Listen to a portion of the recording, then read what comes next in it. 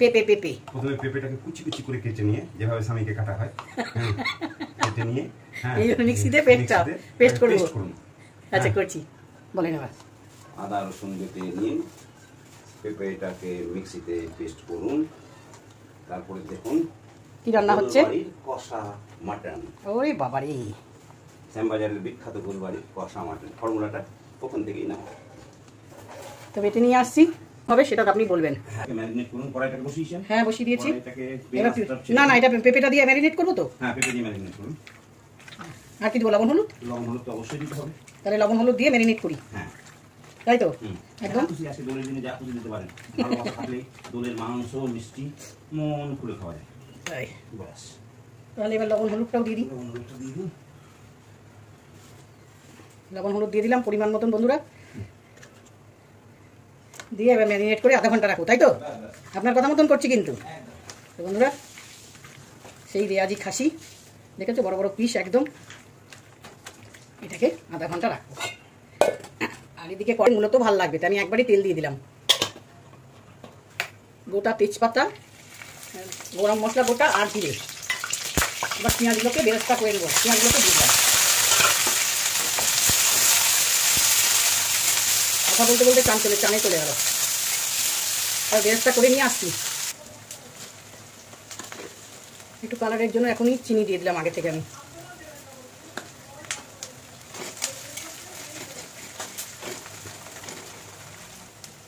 আদা আর কাঁচা লঙ্কা আর রসুন বাটা দিয়ে নিলাম।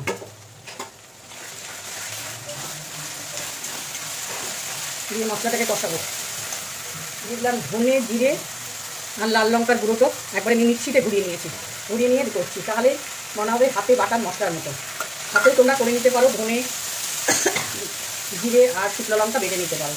আমি এটা মিক্সিতে গুঁড়োকে আরও ভালো করে ঘুরিয়ে নিয়েছি, নিয়ে এটাকে খানিকক্ষণ কষাবো। মশলা কষানো মোটামুটি হয়ে গেছে। এই পর্যায়ে দিয়ে দিলাম হচ্ছে যে ম্যারিনেট করা মাংস।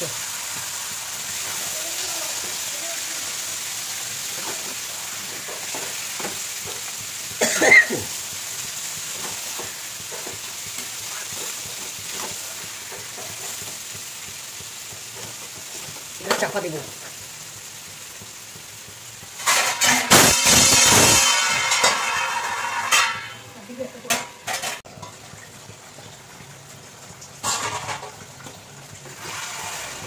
এবার ঢাকনা খুলে নিলাম, মাংসটা কষাচ্ছি।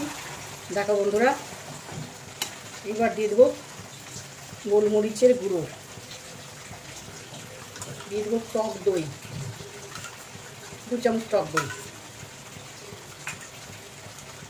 কাশ্মীরি লাল লঙ্কার গুঁড়ো। এটা কিন্তু ঝাল হবে না, কালার হবে শুধু।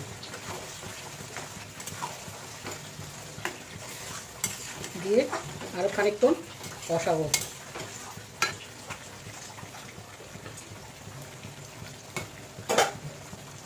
টমেটো,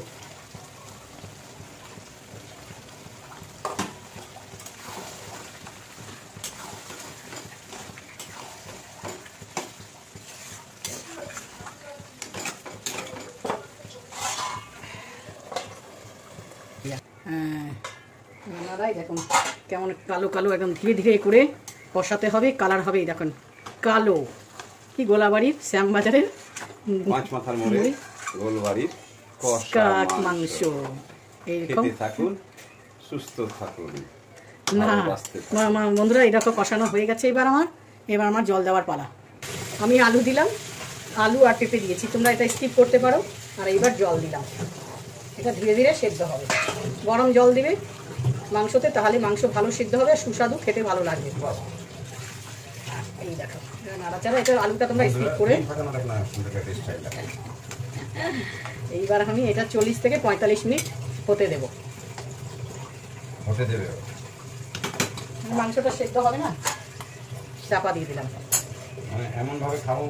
বন্ধুরা ফাইনালি দেখো গোলাবাড়ির কষা মাংস রেডি। আমি একটু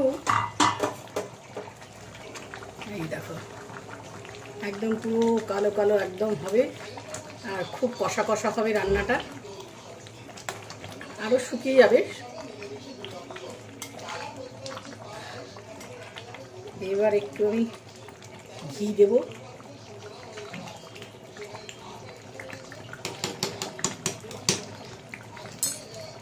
খুব সামান্য গরম মশলা, খুব সামান্য দিচ্ছি, মানে ফ্লেভারটা আমাদের বাড়িতে সবাই পছন্দ করে না বলে তাই।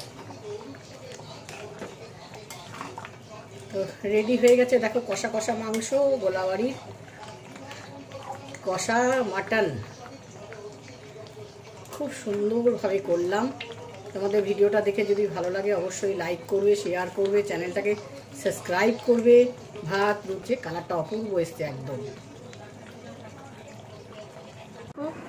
মাংসটা দেখাচ্ছি, এই তোমাদের দেখালাম যে কেমন সেদ্ধ হয়েছে, কালারটা কত সুন্দর, খুব গরম।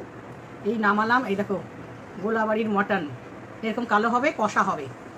এই দেখো কেমন সুন্দর, দেখেছো কেমন সুন্দর হয়েছে। প্রেশার কুকার ছাড়াই তো রান্না, করাই তো রান্নাটা করা দেখালাম। দেখো কতটা সুন্দর সেদ্ধ, এম করে মাখাবো আর খেতে যেভাবে তোমরা করে নাও। লাইক করো, শেয়ার করো, চ্যানেলটাকে সাবস্ক্রাইব করো। কেমন লাগলো ভিডিওটা অবশ্যই বলবে।